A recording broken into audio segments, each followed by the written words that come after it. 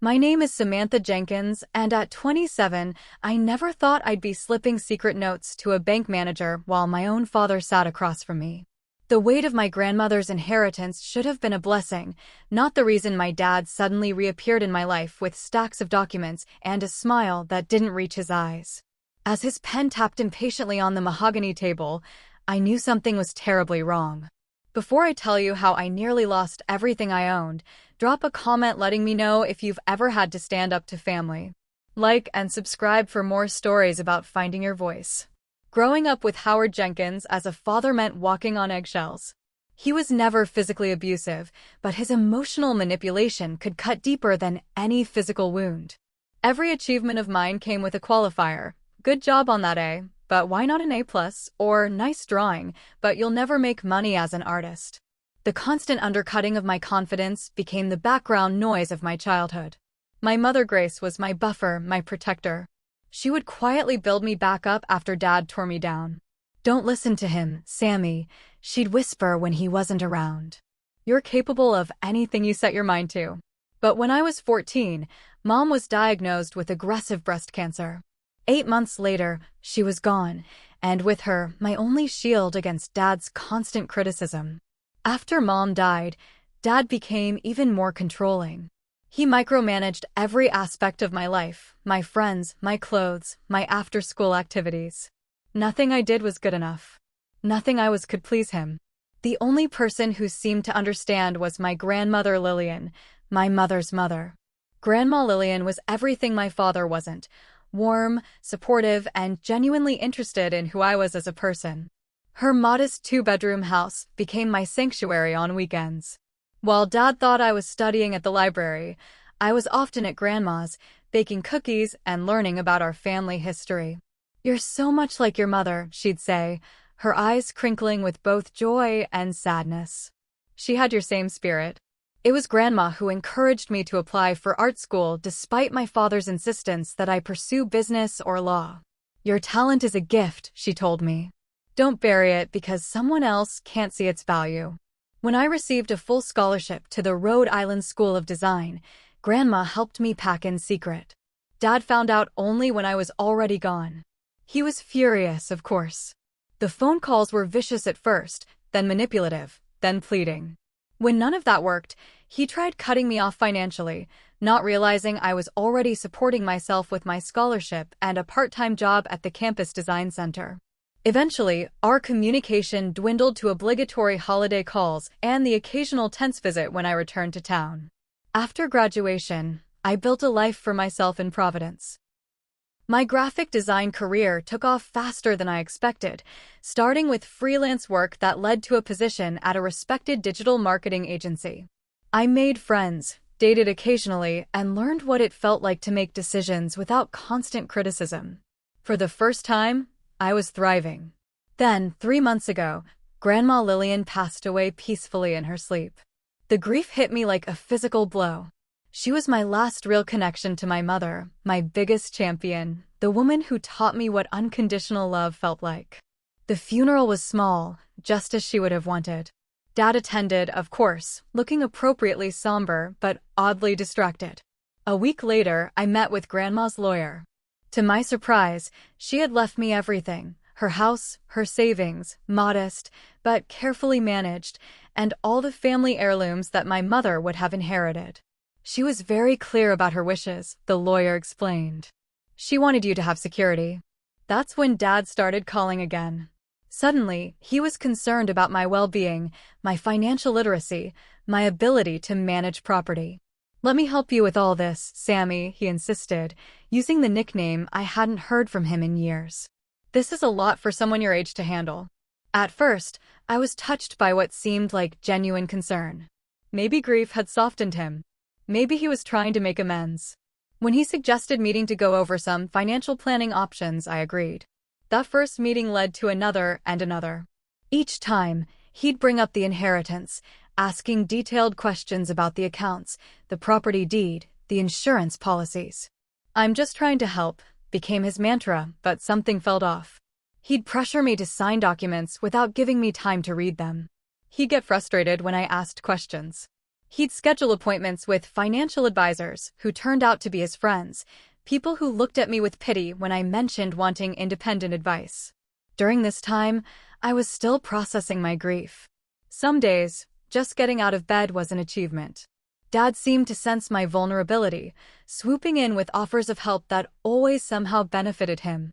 "You could sell the house and move closer to me," he suggested. "I know a buyer who'd give you a fair price." The buyer, it turned out, was his golf buddy who flipped houses for profit. When I hesitated about any of his suggestions, the manipulation would begin. "Your grandmother would want you to be smart about this," he'd say, or "your mother always trusted my financial judgment." He knew exactly which emotional buttons to push. Despite all this, some small, stubborn part of me, the part Grandma had nurtured, kept resisting. I started researching inheritance laws. I spoke with Grandma's lawyer again, who advised caution and independent counsel. I confided in my best friend Heather, who didn't trust my father's sudden interest in my finances. "Why no?" Heather asked during one of our late-night phone calls. "He barely spoke to you for years, and suddenly he's financial advisor of the year? Something doesn't add up, Sam." She was right, but the guilt was powerful. He was my father, after all. What if I was misjudging his intentions? What if he really was just trying to help? The emotional tug-of-war exhausted me, made me doubt my own instincts. Then came the bank appointment. Dad called on a Wednesday evening, sounding unusually upbeat. "I've set everything up at First National for Friday morning," he announced. 10 o'clock sharp. "They'll have all the paperwork ready." "What paperwork?" I asked, immediately on guard. "Just standard stuff," he replied vaguely. "Nothing to worry about. Trust me, this will make everything much simpler." When I pressed for details, he became irritated. "Samantha, I'm trying to help you. If you'd rather fumble through this on your own and potentially lose half of your inheritance to taxes, be my guest." The familiar guilt surged again. Was I being ungrateful? Paranoid? Still, something about this sudden appointment set off alarm bells. I agreed to meet him there, but privately resolved to read every word before signing anything. Little did I know how crucial that decision would be. I woke up Friday morning with a knot in my stomach. The alarm blared at 7:30 a.m., but I'd been staring at the ceiling since 5, running through scenarios in my head. What exactly was I walking into? The dinner with my father the night before had left me with more questions than answers. He'd insisted on meeting at Rossini's, an upscale Italian restaurant downtown. His choice, his treat. "We should discuss tomorrow's meeting," he'd said, ordering an expensive bottle of wine without consulting the menu. I'd barely touched my glass, needing a clear head. Throughout dinner, he'd alternated between reminiscing about the past, a sanitized version where he was Father of the Year, and dropping subtle comments about my financial inexperience. "Your mother was the same way," he'd said with a condescending smile. "Great with creativity, terrible with money. That's why she always let me handle the finances." It wasn't true. Mom had been meticulous with budgeting. She had to be, given Dad's occasional spending sprees. But contradicting him would have started an argument, so I'd stayed quiet. "The thing about inheritance," he'd continued, swirling his wine, "is that there are so many pitfalls for the uninitiated. Tax implications, investment considerations, property management. It's overwhelming unless you know what you're doing." "I've been researching," I'd countered. "And I've talked to Grandma's lawyer about options." His expression had hardened momentarily before smoothing into concern. "Lawyers are expensive, Sammy. Why waste money on legal fees when I can help you for free? Remember, I managed your college fund before you decided to go your own way." The college fund that had mysteriously diminished when I chose art school over his preferred business program. "I didn't mention that. Tomorrow's meeting is simple," he'd explained, signaling for the check. "Just some papers to consolidate your grandmother's accounts with a financial advisor I trust. Makes everything easier to manage." "I'd like to read everything first," I'd insisted. He'd waved dismissively. Of course. Just bank formalities, though. Nothing to worry about." Now, staring at my bedroom ceiling, his words played on repeat in my mind. Nothing to worry about. Then why was I worrying? I reached for my phone and called Heather. Despite the early hour, she answered on the third ring, voice groggy with sleep. Sam? Everything okay? Sorry to wake you, I said. It's the bank meeting with my dad today. I can't shake this feeling that something's off. I heard rustling as she sat up. Trust your gut, Sam. Your father doesn't exactly have a history of putting your interests first. But what if I'm overreacting? He's still my dad. Being related doesn't give someone the right to steamroll you, she said firmly. Promise me you won't sign anything without reading it completely. Better yet, ask to take the documents home for review. I will, I promised. I just wish I understood why this is happening so fast. It's like he's racing against something. That's another red flag, Heather pointed out. What's the rush? Inheritance matters usually take months to settle properly. Our conversation was interrupted by the doorbell. I glanced at the clock, 8:15 a.m. He's early, I groaned. He said he'd pick me up at 9. Remember, you're in control, Heather said quickly. Call me right after the meeting, okay? And if anything feels wrong, walk out. The doorbell rang again, more insistently. I have to go. I'll call you later. I threw on the professional outfit I'd laid out the night before, black slacks and a navy blazer that made me feel more confident than I actually was. A quick brush through my hair, minimal makeup, and I headed to the door. Dad stood on my porch, checking his watch with an irritated expression. Finally, he said, though I'd responded within minutes. We should get going. Traffic might be bad. Good morning to you too, I replied. I need breakfast first. Do you want coffee? He stepped inside, glancing around my apartment with barely concealed disapproval. We don't have time for breakfast. We can grab coffee on the way if you need it. I'm not signing financial documents on an empty stomach, I insisted, heading to the kitchen. It was a small act of defiance, but it felt important. Dad followed, checking his watch again. The appointment is at 10. It's unprofessional to be late. It's 8:20, Dad. The bank is 20 minutes away. We have plenty of time. I popped bread in the toaster and started the coffee maker, feeling his impatience like a physical presence. When I took out my laptop to check emails, he sighed dramatically. Is that really necessary right now? I have clients, I explained. Just need to make sure nothing urgent came up overnight. This is exactly why you need help managing bigger responsibilities, he muttered. No sense of priorities. I bit back a retort, focusing on my screen instead. There was an email from Grandma's lawyer confirming our appointment next week to discuss the house deed transfer. I made a mental note to ask about that at the bank today. Why was Dad arranging financial matters when the legal process was already underway? The toast popped up. I spread peanut butter deliberately slowly, partly to calm my nerves, partly to assert some control over the morning. Dad paced the small kitchen, checking his phone repeatedly. Is everything okay? I asked. You seem anxious about something. Just a work matter, he said quickly, tucking his phone away. Are you almost done? We should get going. In the car, the tension was palpable. Dad drove too fast, muttering about traffic and time. I stared out the window, trying to quiet the alarm bells in my head. What was so important about this particular meeting that had him so on edge? So, what exactly are we signing today? I tried again. Just standard financial consolidation papers, he replied, eyes fixed on the road. Makes it easier to manage everything from one place. But I'm already working with Grandma's bank and lawyer.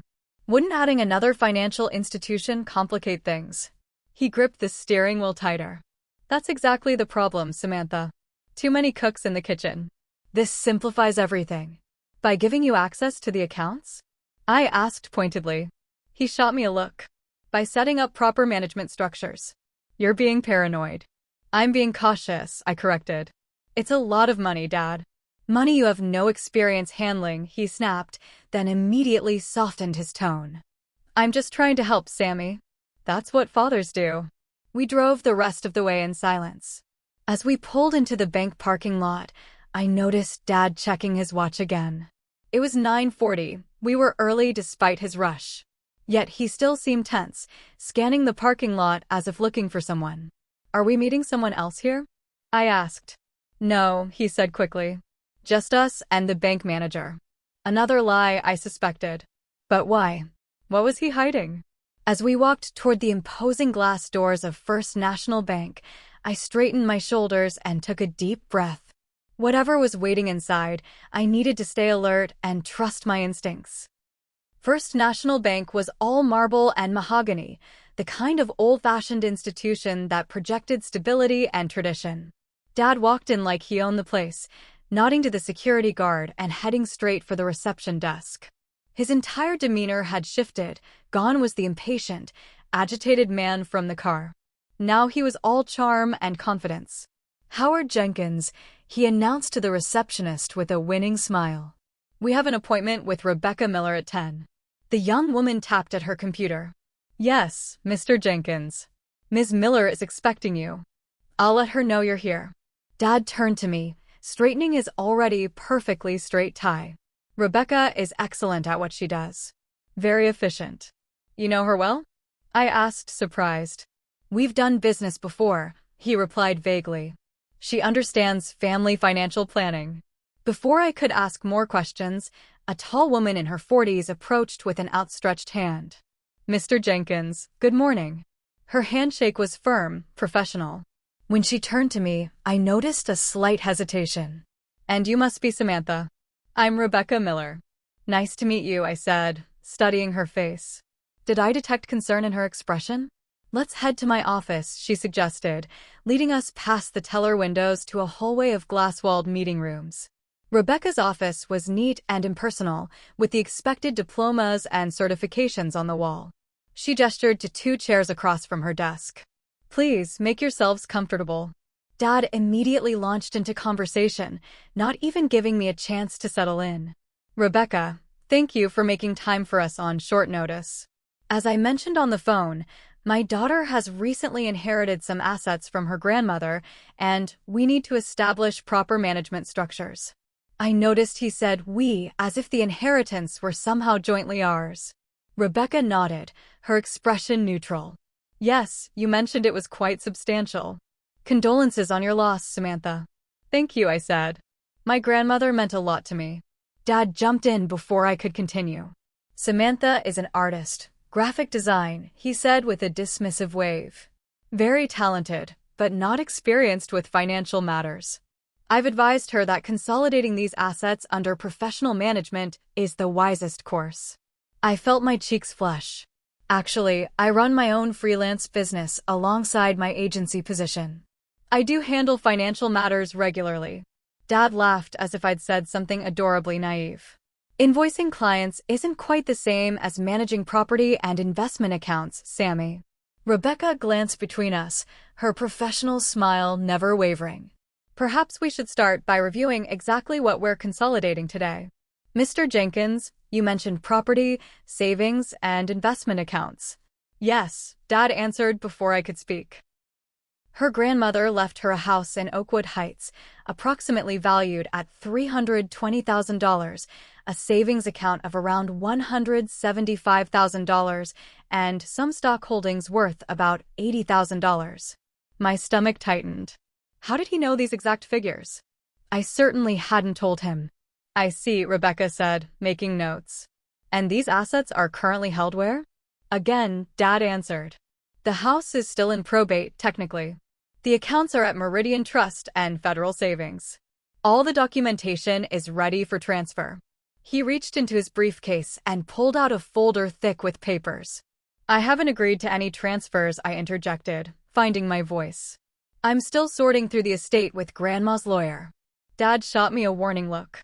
"We discussed this, Samantha. Consolidating everything makes the most sense. Rebecca's team has prepared all the necessary documents for a smooth transition." Rebecca accepted the folder from Dad, but directed her next question to me. "Samantha, what are your goals for these assets?" Before I could answer, Dad cut in. "Security, of course. Long-term growth. The house should probably be sold. It's in an older neighborhood, and Samantha lives out of state. The proceeds would be better invested in a diversified portfolio." "I'm not selling Grandma's house," I said firmly. "At least not immediately. I'm considering moving back." Dad's smile tightened. "That's not practical, and you know it. Your job is in Providence." "I can freelance from anywhere," I countered. "And I haven't made any decisions yet." An uncomfortable silence fell. Rebecca cleared her throat. Perhaps I should give you a moment to align on your objectives before we proceed. There's no need, Dad said smoothly. We're just discussing details. The overall plan is sound. Why don't we review the documents I've brought? They cover the transfer of all assets into a managed family trust. Family trust. This was the first I'd heard of any trust. Rebecca opened the folder and began spreading documents across her desk. I leaned forward, trying to read them upside down. I caught phrases like transfer of assets, appointed trustee, and full authority to manage and distribute. I'd like to read those, I said, reaching for the nearest paper. Dad's hand shot out, stopping just short of grabbing my wrist. Let's let Rebecca explain everything first. These are standard legal documents. Quite dense reading. Rebecca hesitated, then said, Actually, I always recommend that all parties review documents thoroughly before signing. Let me make copies so you each have a set to look over. She gathered the papers and stood. I'll be right back. As soon as she left, Dad turned to me, his expression dark. What are you doing? We discussed this. No, we didn't, I said. You never mentioned a family trust.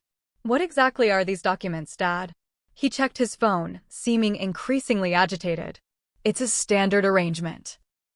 The trust protects the assets from unnecessary taxation and ensures they're properly managed.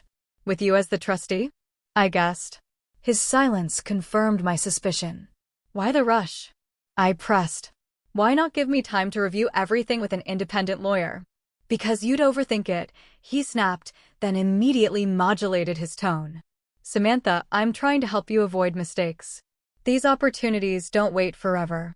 What opportunities? This is an inheritance, not an investment pitch. He checked his phone again, then glanced at his watch. The markets move quickly. The house has already attracted interest from buyers. Strike while the iron is hot. None of this made sense. Inheritance accounts don't fluctuate with daily market movements. And how would the house have attracted buyers when it wasn't even listed for sale? Rebecca returned with 3 stacks of paper. Here we are. Copies for everyone. I immediately pulled mine close and began reading. The document was indeed dense with legal terminology, but certain phrases jumped out at me. Transfer of all named assets to the Jenkins Family Trust. Howard Jenkins to serve as sole trustee with full discretionary authority. Revocation only by unanimous consent of all trust beneficiaries. My blood ran cold. This wasn't a financial management arrangement, it was a complete transfer of control. If I signed these papers, my father would have total authority over everything Grandma had left me. I would have no say in any decisions, couldn't access the funds without his approval, and couldn't even reverse the arrangement without his consent. I looked up to find Dad staring at me intensely. It's all standard language, he said dismissively. Nothing to worry about. Rebecca was watching our interaction carefully. Ms. Jenkins, do you have any questions about the documents? Yes, I said, finding my voice. Why is my father named as sole trustee? Why would I give up all control over my inheritance? Dad interrupted before Rebecca could answer. It's about expertise, Samantha. The trust still benefits you. I'm just managing it. But why can't I manage my own inheritance? Or at least be a co-trustee? Because you don't have the experience, he said, his patience clearly wearing thin. This arrangement protects you from yourself. The condescension in his voice ignited something in me. I'm 27 years old, Dad. I run my own business. I've supported myself for years without your help. I don't need to be protected from myself. He leaned forward, lowering his voice. You're being difficult and embarrassing us both in front of a professional. Let's just sign the papers and discuss details later. Rebecca cleared her throat. Actually, I need to step out for a moment to retrieve some additional forms. Excuse me. She stood and exited the office again. As soon as the door closed, Dad's facade cracked. What is wrong with you? He hissed. This was supposed to be simple. Just sign the damn papers. Not until I understand exactly what I'm signing, I insisted. And not until I've had an independent lawyer review everything. He checked his phone again, clearly agitated. There's no time for that. I have buyers lined up for the house. The deal closes next week. I stared at him in shock. You're selling Grandma's house? Without my knowledge or permission. You can't do that, I own it now. Not yet you don't, he said coldly. The probate isn't finalized. But if you sign these papers, everything gets streamlined. The trust takes ownership immediately. Suddenly everything clicked into place. The rush, the secrecy, the pressure. He was trying to gain control of my inheritance before I legally took possession. Once the trust owned everything, he could do whatever he wanted with it. I need to use the restroom, I said abruptly, standing up. Dad grabbed my arm. We're in the middle of a meeting. I pulled away. I'll be right back. His eyes narrowed. Fine. But Rebecca will be back any minute. Let's wrap this up quickly when you return. I nodded and walked out of the office, my heart pounding in my chest. I wasn't heading for the restroom. I was looking for Rebecca Miller, and I was going to tell her exactly what was happening before it was too late. The women's restroom was empty when I pushed through the door, which was a relief. I needed a moment alone to think, to breathe. My hands shook as I gripped the edge of the sink, staring at my reflection in the mirror. The face looking back at me was pale, eyes wide with a mixture of shock and anger. How could I have been so blind? All the signs were there. Dad's sudden reappearance in my life after years of minimal contact, his excessive interest in the details of my inheritance, the pressure to make quick decisions. I'd attributed it to poor boundaries and controlling tendencies, not outright theft. A panic attack threatened to overwhelm me. My chest tightened as my breathing became shallow and rapid. I closed my eyes, forcing myself to take deep breaths the way my therapist had taught me years ago. In for 4 counts, hold for 7, out for 8. Repeat. After a few cycles, the immediate panic subsided enough for me to think clearly. I needed help, and I needed it now. Dad was waiting for me to return, expecting me to sign away everything Grandma had worked her whole life to build, everything she'd wanted me to have. I opened my purse with trembling hands, searching for something to write on. All I found was an old receipt and a ballpoint pen that had seen better days. It would have to do. I flattened the receipt against the counter and began writing, pressing hard to make the ink flow. Please help. I think my father is trying to take my inheritance. Don't let him know. I need time. I stared at the message. It looked desperate because I was desperate. Would Rebecca Miller even care? Would she risk getting involved in a family dispute? I had no choice but to find out. I folded the note into a tiny square and held it in my palm as I left the restroom. In the hallway, I paused, trying to get my bearings. Where would Rebecca be? As I stood there uncertainly, I heard her voice coming from a nearby office. She was on the phone, her tone professional but tense. Yes, sir. The documents are prepared as requested, but I have some concerns about. She paused, apparently being interrupted. I understand it's not my place to question, but bank policy requires that all parties fully understand what they're signing. I couldn't hear the response, but it seemed to end the conversation. When I heard her say goodbye, I quickly moved away from the door, pretending to be just walking up as she emerged. Oh, Samantha, she said, looking slightly startled. I was just coming back to the office. Actually, I was looking for you, I said, keeping my voice low. Is there somewhere we could speak privately for a moment? She hesitated, glancing down the hallway toward her office where my father waited. I really should get back to the meeting. Your father seems eager to conclude our business. Please, I said, the desperation clear in my voice. It's important. Something in my expression must have convinced her. There's an empty conference room this way, she said, leading me a few doors down. Once inside the small room, she turned to me expectantly. What can I help you with? Instead of speaking, I handed her the folded receipt. She gave me a puzzled look but opened it. I watched her expression change as she read my hurried note, from professional neutrality to concern. Samantha, she said carefully, these are very serious allegations. I know, I whispered, afraid of being overheard. But I think they're true. The documents he wants me to sign would give him complete control over my inheritance. He's already made arrangements to sell my grandmother's house without my consent. I didn't even know about this meeting until 2 days ago. Rebecca's professional demeanor remained intact, but I could see the calculation happening behind her eyes. The documents do establish a trust with your father as sole trustee with broad discretionary powers, she confirmed. Once signed, you would have very limited say in how those assets are managed or distributed. My stomach lurched. That's what I thought. I can't sign those papers. No one can force you to sign anything, she assured me. But we need to handle this delicately. Your father is waiting, and if he suspects you've spoken to me privately, he'll either escalate or walk out. I finished for her. Neither helps me understand what's really going on. Rebecca nodded. Here's what I suggest. We'll return to the meeting, and I'll inform you both that bank policy requires a private consultation with each signatory before proceeding with documents of this magnitude. It's not standard practice, but I can insist on it in this case. Will he believe that? It doesn't matter if he believes it.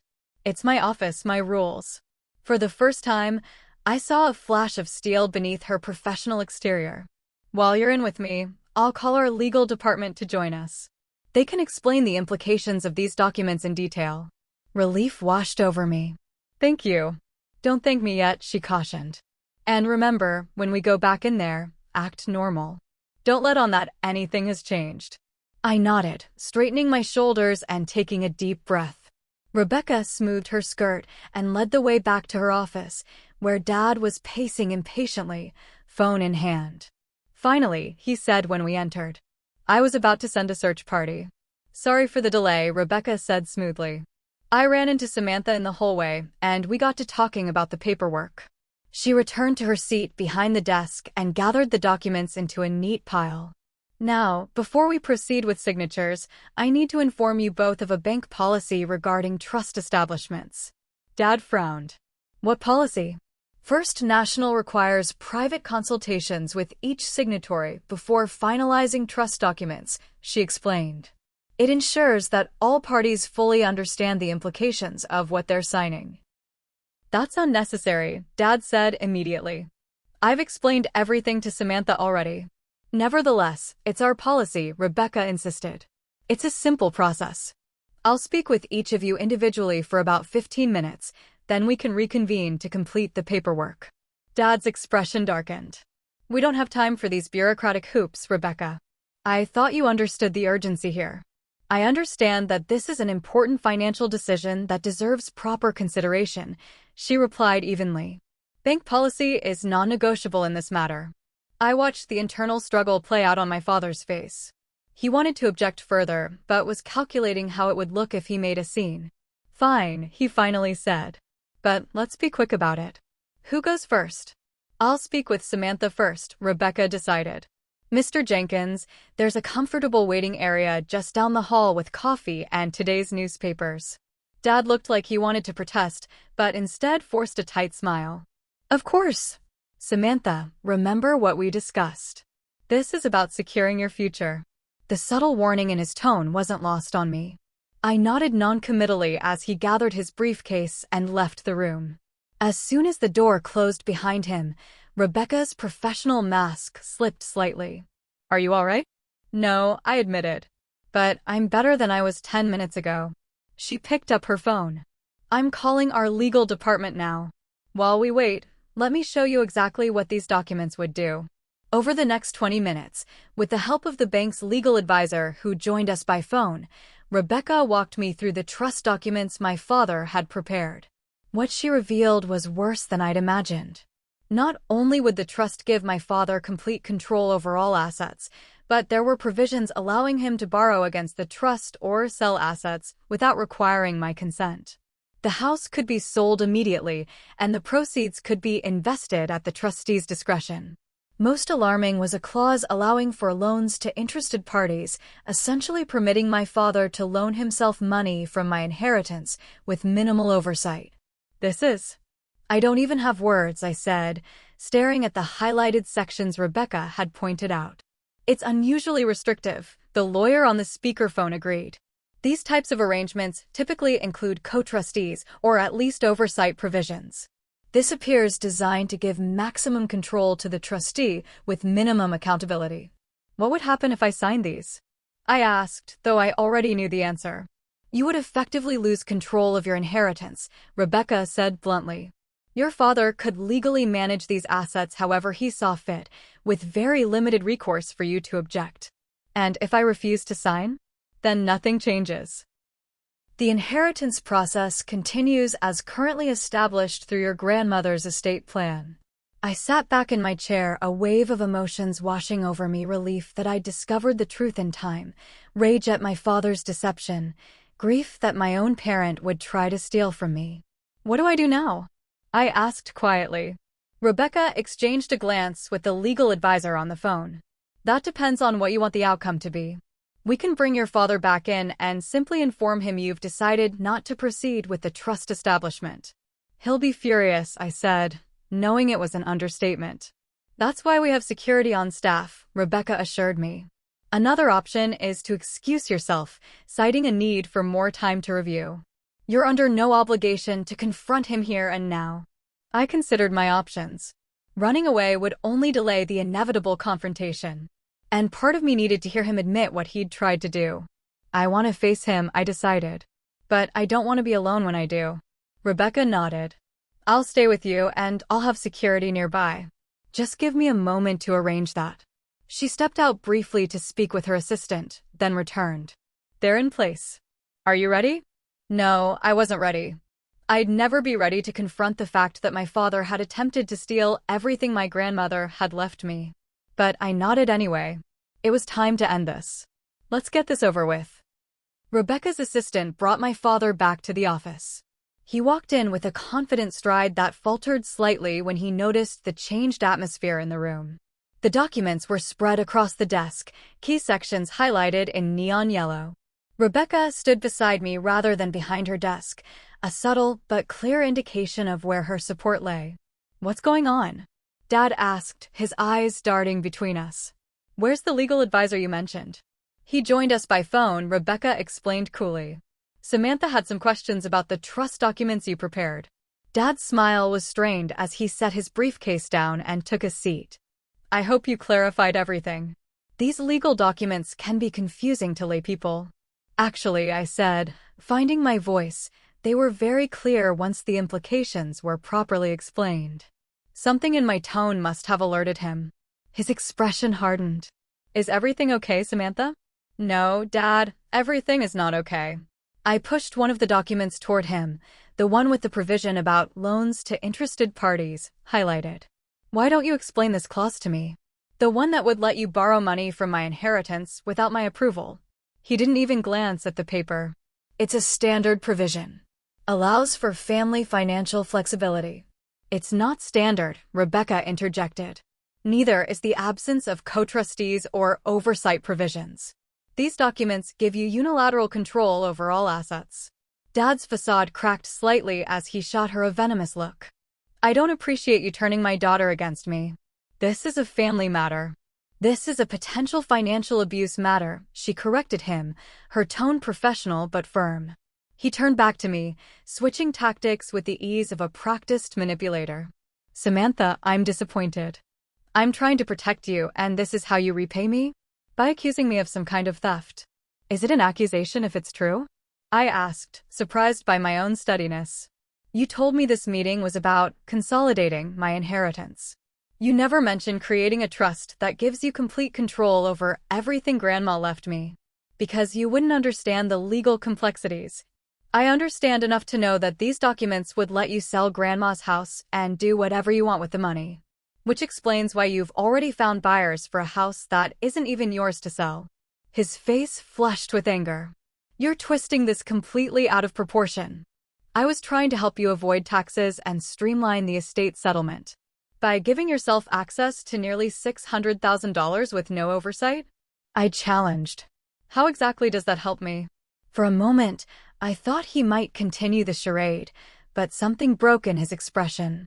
The mask of paternal concern fell away, revealing cold calculation beneath. You've never appreciated anything I've done for you, he said, his voice low and dangerous. I put a roof over your head for 18 years, paid for your food, your clothes, everything. And what thanks did I get? You ran off to that ridiculous art school against my wishes, wasting your potential on doodles. I earned a full scholarship to one of the top design programs in the country, I corrected him. And I've built a successful career that I love. That's not wasted potential, it's just not the potential you wanted me to fulfill. And now your grandmother, who barely worked a day in her life, leaves you a small fortune while I'm left with nothing? His voice rose with indignation. After everything I sacrificed? It's not right, and you know it. The pieces suddenly clicked into place. This is about jealousy? You're trying to steal my inheritance because you think you deserve it more than I do. He slammed his hand on the desk, making me jump. It should have gone to your mother, and after her, to me. I was married to Grace for 20 years. That counts for something. It went exactly where Grandma wanted it to go, I said. To her granddaughter. Not to the son-in-law who made her daughter miserable. His face contorted with rage. You ungrateful little dash. Mr. Jenkins, Rebecca interrupted sharply. I must ask you to moderate your tone. He ignored her, leaning toward me. You have no idea what you're doing. I need that money. The raw desperation in his voice caught me off guard. What do you mean you need it? For a moment, he seemed to debate whether to continue the pretense. Then his shoulders sagged slightly. I'm in trouble, Samantha. Serious trouble. I owe people money, people who don't take kindly to late payments. A cold weight settled in my stomach. What kind of people? The kind who break things. Starting with fingers. He flexed his hand unconsciously. I made some investments that didn't pan out.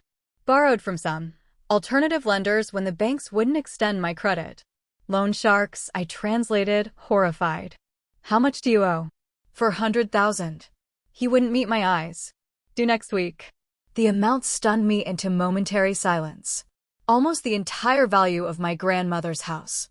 So your plan was to gain control of my inheritance, sell Grandma's house immediately, and use the proceeds to pay off your gambling debts? The betrayal cut even deeper now that I understood the full scope of his deception.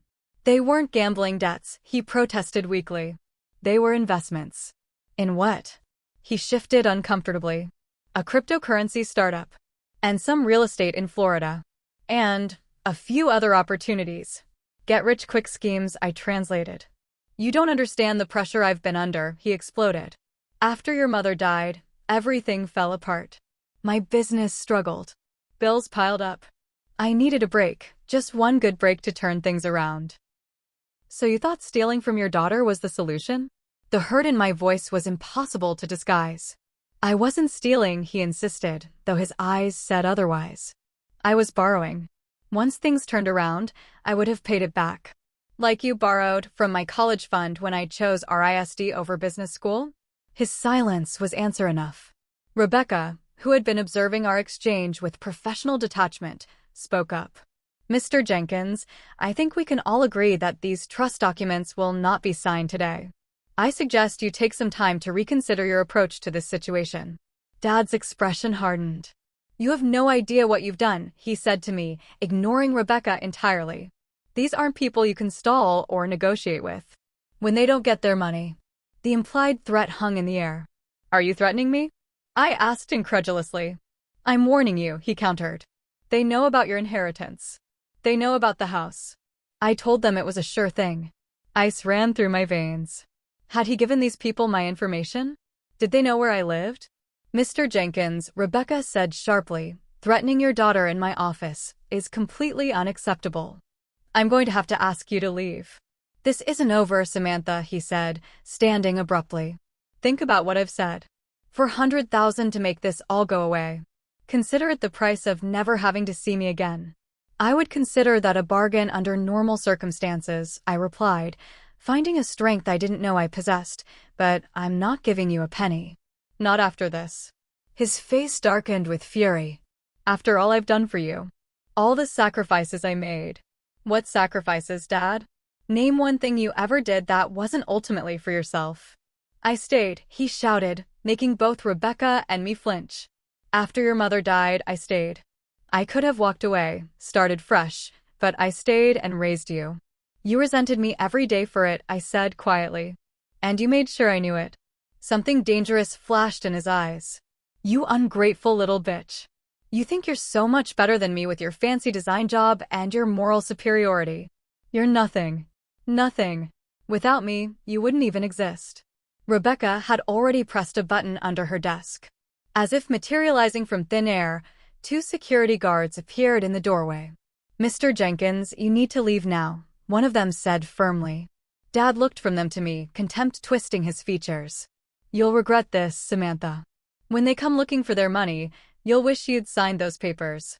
Is that a threat? The larger security guard asked, stepping forward. Dad seemed to realize he'd crossed a line.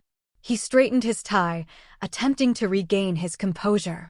It's a prediction, he said coldly. My daughter has made a terrible mistake today. The only mistake I made was trusting you enough to come to this meeting, I replied, my voice steady despite the storm of emotions inside me. Goodbye, Dad. For a moment, I thought he might say more, might make one last attempt at manipulation or intimidation. Instead, he grabbed his briefcase and stormed out, the security guards following close behind. As the door closed, my composure finally cracked. Tears welled up and spilled over as the full impact of what had just happened hit me. My own father had tried to steal my inheritance, had likely given dangerous people my information, had threatened me when his plan failed. Here, Rebecca said gently, handing me a box of tissues. I'm so sorry you had to go through that. Thank you, I managed between tears. For everything. If you hadn't helped me. I'm just doing my job, she said, though her expression suggested it was more than that. But we're not finished yet. Given what your father said about these lenders knowing about your inheritance, we need to take some security precautions. I wiped my eyes, trying to pull myself together. What kind of precautions? First, I'm calling the police to report the threats he made. Second, we need to ensure your immediate safety. She pressed the intercom on her desk. Angela, could you ask Mark from security to come back in, please? The security guard who had confronted my father returned moments later. Rebecca quickly explained the situation, the attempted financial abuse, the threats, the mention of dangerous lenders. We should get you to a safe location, Mark advised. At least until we can assess the level of threat. The surreal nature of the situation hit me. This morning I'd been worried about an uncomfortable family meeting.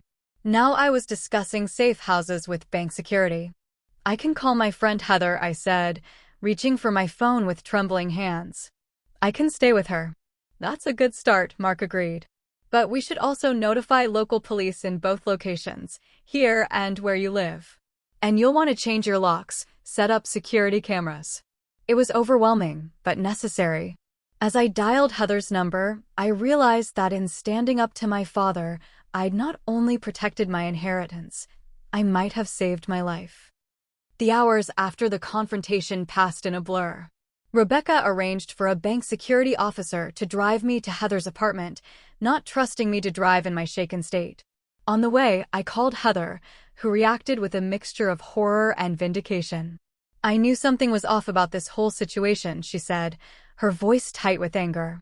But loan sharks? Threats? This is beyond anything I imagined. I can't stay at my place tonight, I told her. Is it okay if dash? Don't even finish that sentence, she interrupted. Of course you're staying with me. For as long as you need to. When I arrived at her apartment, Heather was waiting at the curb. She thanked the security officer, then pulled me into a fierce hug as soon as I stepped out of the car. I broke down again in the safety of her embrace, the full weight of the day crashing down on me. Inside her apartment, with mugs of tea warming our hands, I recounted everything in detail, the manipulative dinner, the tense morning, the revealing meeting, and the explosive confrontation. Heather listened without interruption, her expression growing darker with each new revelation. I should have seen it coming, I said, staring into my mug. All the signs were there. Stop that right now, Heather said firmly. This is not your fault. He's your father. You wanted to believe he had your best interests at heart. That's normal, not naive. But dash. No buts. He's the villain in this story, not you. She squeezed my hand. Now, let's focus on practical matters. You need a lawyer and not your grandmother's estate lawyer. Someone who specializes in elder abuse and financial fraud. I'm not elderly, I pointed out with a weak smile. The principles are the same. Someone tried to manipulate you into signing away your assets. You need legal protection. She was already scrolling through her phone contacts. My cousin works for a firm that handles these kinds of cases. Let me text her. While Heather arranged a legal consultation for the following morning, I called my landlord to explain the situation and get permission to change the locks on my apartment. He was surprisingly understanding, even offering to have his maintenance person install a security camera at the entrance. Next came the difficult call to the local police. The officer who took my report was professional but non-committal about what actions they could take. Without an overt threat or actual attempt to harm you, there's not much we can do proactively, he explained. But we'll note the situation and have patrols pass by your residence more frequently for the next few weeks. It wasn't as reassuring as I'd hoped, but it was something. By evening, exhaustion had set in. Heather made us a simple dinner, but I could barely eat. The adrenaline crash left me hollow and drained. I borrowed pajamas and curled up on her pull-out couch, but sleep proved elusive. Every time I closed my eyes, I saw my father's face contorted with rage, heard his words, "They know about the house. They know about your inheritance." The next morning, dark circles underlined my eyes as I prepared for the meeting with the lawyer Heather had arranged. Angela Ramirez specialized in financial abuse cases and had agreed to see me on short notice as a favor to Heather's cousin. Her office was warm and inviting, not at all the sterile legal environment I'd expected. Angela herself was a woman in her 50s with kind eyes and a no-nonsense demeanor. "I've reviewed the notes you sent over," she said after introductions. "You've been through quite an ordeal." For the next hour, we discussed my legal options. First and most urgent was securing my assets against any further attempts by my father to access them. "We'll file for a temporary restraining order," Angela explained. "That will legally prevent him from contacting you or coming near your residence or workplace. Given the implied threats, I believe a judge will grant it." She also recommended accelerating the probate process for my grandmother's estate. "The sooner everything is legally transferred to your name, the better protected it will be. I'll coordinate with your grandmother's estate attorney." As for the potential threat from the lenders my father had mentioned, Angela was blunt. "Without knowing who these people are, it's hard to assess the real level of danger. Some loan sharks are all bluster, using fear as their primary collection tactic. Others—" She left the sentence unfinished. "What should I do?" I asked, fear tightening my chest again. "Take reasonable security precautions. Change locks, install cameras, stay with friends temporarily if it makes you feel safer. But don't put your life on indefinite hold because of vague threats. That gives your father and these unknown parties power over you." It was good advice, though easier said than done. Over the next few days, I stayed at Heather's while setting up security measures at my apartment. A locksmith changed all the locks. A security company installed a basic camera system. I changed all my passwords, froze my credit, and set up fraud alerts on my accounts. Meanwhile, my phone filled with increasingly desperate messages from my father.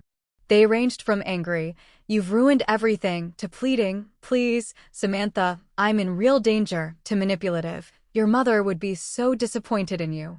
I didn't respond to any of them, forwarding them instead to Angela as evidence for the restraining order. A week after the bank confrontation, I returned to my apartment, jumpy but determined to reclaim my space and my life. Heather stayed with me that first night, a sleepover complete with wine and bad movies, an attempt at normalcy that only partially succeeded. As days passed without incident, my hypervigilance began to ease slightly.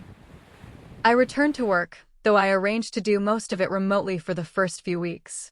My colleagues knew only that I was dealing with family issues, the vague explanation most people instinctively respect without pressing for details. 2 weeks after the confrontation, I received an unexpected call from Rebecca Miller at the bank. "I hope I'm not overstepping," she began, "but I wanted to check on you. How are you holding up?" Her concern touched me. "I'm doing better, thank you. Still processing everything, but taking it day by day." "I'm glad to hear that. The reason I'm calling, well, your father came back to the bank yesterday." My heart rate immediately spiked. "What did he want?" "He tried to access your grandmother's accounts directly. Claimed he had power of attorney." "He doesn't," I said quickly. "We know. We verified that with the estate attorney immediately. He left empty-handed, but I thought you should know he's still trying." I thanked her for the warning, then immediately called Angela to update her. She used the information to strengthen our case for the restraining order, which a judge granted the following week. Being legally protected from my father brought some peace of mind, but the situation with his lenders remained an unknown threat hanging over me. Angela suggested hiring a private investigator to look into my father's activities and identify who he might be involved with. Knowledge is power, she reasoned.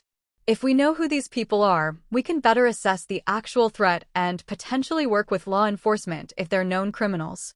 The PI's report, delivered 3 weeks later, was both illuminating and disturbing. My father had indeed borrowed from several unsavory characters, including a man connected to organized crime in Boston. However, he'd apparently been lying about the amount and the deadline. He owed closer to $200,000, not $400,000, and had already received 2 extensions on the payment. He was planning to pocket the difference, Angela concluded after reviewing the report. Take $400,000 from your inheritance, pay off $200,000 in debts, and walk away with an extra $200,000 for himself. The revelation should have angered me, but instead, I felt a profound sadness.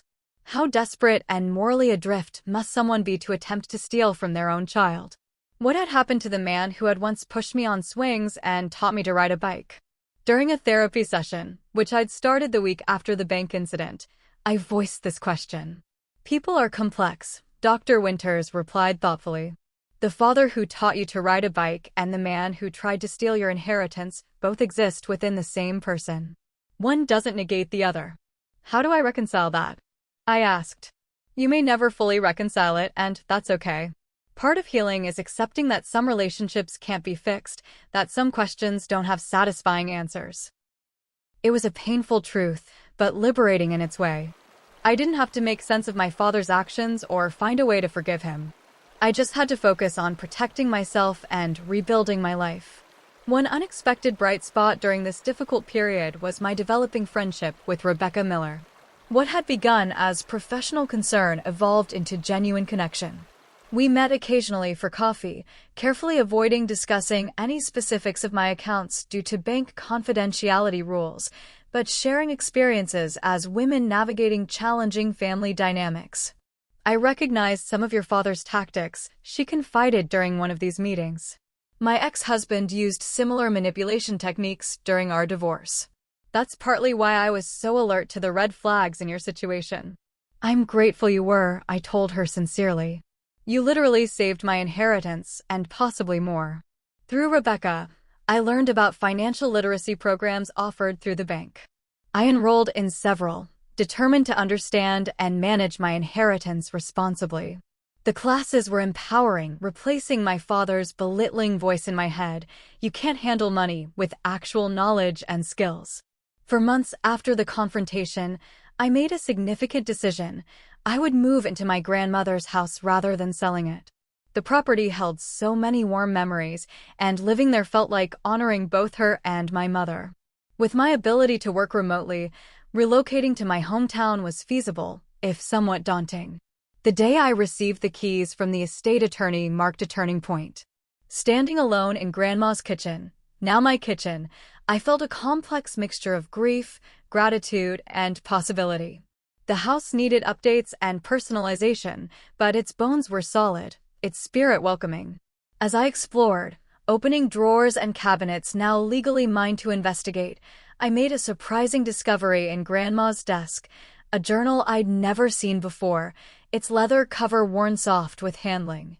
Inside, in her familiar handwriting, were entries spanning the last decade of her life. I sat on the floor, turning pages with reverent fingers, finding my own name mentioned frequently and lovingly. Then, an entry from 2 years prior caught my eye. Howard called again today, asking for money. Same story about temporary difficulties and solid investments. I refused, as always. He becomes so angry when denied, just as he did with Grace. I worry what will happen when I'm gone. Will he turn his manipulations on Samantha? I've tried to prepare her, to foster her independence, but a parent has such power to wound. I pray she'll be stronger than I was, that she'll see through his schemes. My throat tightened with emotion. Grandma had known. She'd anticipated my father's attempt to access her assets and had tried, in her gentle way, to strengthen me against it. All those conversations about standing up for myself, about trusting my instincts, about not letting guilt override good judgment, they'd been preparation for exactly this scenario. In that moment, sitting on the hardwood floor of my inherited home, surrounded by my grandmother's possessions and her prescient words, I felt a profound connection to both her and my mother. They had known my father's true nature. They had worried for me. And in their different ways, they had tried to protect me. I hadn't stood up to my father alone after all. I'd had their wisdom guiding me, their love fortifying me. The realization brought both tears and a deep sense of peace. This house wasn't just a physical inheritance, it was a legacy of strength passed from grandmother to mother to daughter. And I would honor that legacy by living fearlessly, despite all that had happened. 6 months after the confrontation at the bank, my grandmother's house had transformed into my home. Fresh paint brightened the walls, new furniture mixed with cherished family pieces, and my own artwork hung alongside photos of 3 generations of women in my family. The renovation process had been therapeutic, each change a reclamation, each decision an assertion of independence. The restrained, classic style I'd chosen reflected both my design sensibilities and a deeper truth I'd come to embrace. Strong foundations matter more than flashy facades. In both homes and relationships, what lies beneath the surface ultimately determines stability and worth. I'd maintained no contact with my father despite his continued attempts to reach me. The restraining order had been extended after he violated it twice, once by leaving a letter in my mailbox and once by accidentally running into me at the grocery store. Each encounter left me shaken but more resolved to protect the boundaries I'd established. According to my private investigator, who continued to monitor the situation, my father had eventually managed to negotiate a payment plan with his creditors. The threat of violence had apparently been mostly bluster, a tactic to pressure me rather than a genuine intention. Still, I maintained my security precautions, unwilling to stake my safety on the mercurial nature of criminals. Rebecca from the bank had become more than a casual acquaintance. She was now a trusted mentor. Our coffee meetings evolved into professional networking opportunities as she introduced me to local business owners who might need graphic design services. Through her connections, I landed several lucrative projects that allowed me to establish a client base in my new old hometown. "You have a good eye for people," she told me during one of our lunches. "Don't discount that as a business skill. Knowing who to trust is just as important as knowing your craft." It was a skill I was consciously developing, both professionally and personally. The experience with my father had left me wary but not paranoid. I'd learned to recognize the difference between healthy skepticism and debilitating suspicion, between setting boundaries and building walls. This growth manifested in unexpected ways. When a contractor working on my kitchen remodel suggested an expensive upgrade I hadn't planned for, I found myself calmly asking questions rather than feeling pressured or manipulated. I researched his claims, got second opinions, and ultimately decided against the upgrade, all without guilt or self-doubt. It was a small victory, but significant. My financial literacy classes continued, each session building my confidence in managing my inheritance. I established a sensible investment portfolio, set aside funds for home maintenance, and even created a charitable giving plan to honor my grandmother's legacy of generosity. The numbers that had once intimidated me now told a story I could read and influence. One particularly meaningful development came when I discovered grandmother's journals contained references to her volunteer work at a local women's shelter. Inspired, I reached out to the organization and offered my services, initially thinking I would redesign their outdated website and brochures. But as I spent time there, listening to the stories of women rebuilding their lives after manipulation and abuse, I found myself sharing my own experience. The first time was spontaneous, during a support group meeting I'd attended to better understand the shelter's needs. Something about the safe space and understanding faces made the words pour out. The attempted theft, the threats, the painful realization that my father valued money over my well-being. "That's financial abuse," the group facilitator said gently when I finished. It may not look like the stereotypical image of abuse, but the dynamics are the same: control, manipulation, exploitation of trust. Hearing my experience named and validated was profound. I wasn't alone. I wasn't overreacting. What had happened to me fit into a recognized pattern of harmful behavior, one that many others had experienced and survived. Soon, I was volunteering regularly at the shelter, not just as a graphic designer, but as a peer support person. I created resources specifically addressing financial abuse, warning signs, protection strategies, recovery steps. The work was healing, transforming my personal trauma into something that could help others. During this period, I also began tentatively dating again. My first few attempts were awkward, my trust issues glaringly apparent. But with continued therapy and self-reflection, I learned to distinguish between reasonable caution and projecting my father's behaviors onto every man I met. Nathan, a middle school science teacher I met through a mutual friend, was patient with my occasional wariness. He understood when I insisted on splitting checks, when I was reluctant to discuss financial details, when I needed to move slowly in developing intimacy. His respect for my boundaries became the foundation for genuine trust, not the blind faith I'd once given my father, but a trust built on consistent actions and transparent communication. One evening, as we walked around the small lake near my house, Nathan asked about the security cameras I still maintained. "Do you think you'll ever feel safe enough to take them down?" I considered the question seriously. Maybe, but I've realized they're not just about fear anymore. They're about taking responsibility for my own security instead of trusting that nothing bad will happen. "That's a healthy perspective," he said. "As long as precaution doesn't become prison." "It won't," I assured him. "I'm building a life, not a fortress." That distinction became my guiding principle as I continued to heal and grow. I was determined that my father's actions would influence, but not define my future. The inheritance he had tried to steal provided financial security, but the true wealth I possessed was self-knowledge, resilience, and the capacity to create healthy connections. One year after the bank confrontation, I received an unexpected package from a law firm I didn't recognize. Inside was a letter from my father, sent through his attorney to comply with the restraining order, along with a check for $10,000 and some old family photos. The letter was brief and ambiguous. "Samantha, these belong to you. I'm sorry things happened the way they did. This doesn't fix anything, but it's a start. Howard." Was it a genuine attempt at amends or another manipulation tactic? I couldn't be sure, and that uncertainty itself was a valuable lesson. Some questions don't have clear answers. Some wounds don't heal completely. Some relationships can't be restored. After discussing it with Dr. Winters, I decided to donate the money to the women's shelter, turning my father's gesture, whatever its true intent, into something unequivocally positive.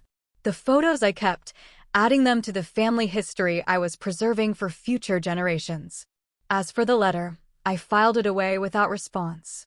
Perhaps someday I would feel differently, would want to explore the possibility of a carefully bounded relationship with my father. But for now, maintaining distance was an act of self-care, not punishment.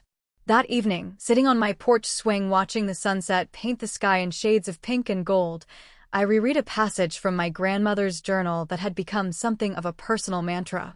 "The true measure of wealth is not what you own, but what you're free to do." Freedom comes from knowing your own mind, trusting your own judgment, and having the courage to act accordingly, even when those closest to you disagree.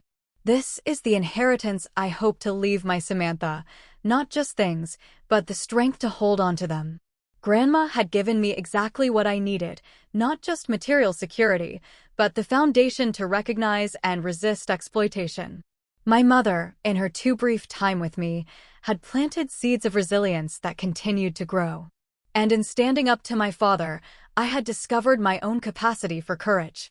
Family isn't always what we expect or hope for. Blood ties don't guarantee love or loyalty. But we can choose how we define family for ourselves, creating connections based on mutual respect and genuine care rather than obligation or manipulation. That one moment of courage in the bank, slipping a desperate note to a stranger, had changed everything. It was a small action that required enormous strength, the first step on a journey toward authentic independence. In protecting my inheritance, I had claimed something far more valuable, my power to shape my own story. Have you ever had to make a difficult stand against someone you loved? What gave you the courage to do it? Share your story in the comments below, and remember to like and subscribe for more real-life experiences. Your support means everything as we build this community of survivors and thrivers together. Thank you for being part of my journey.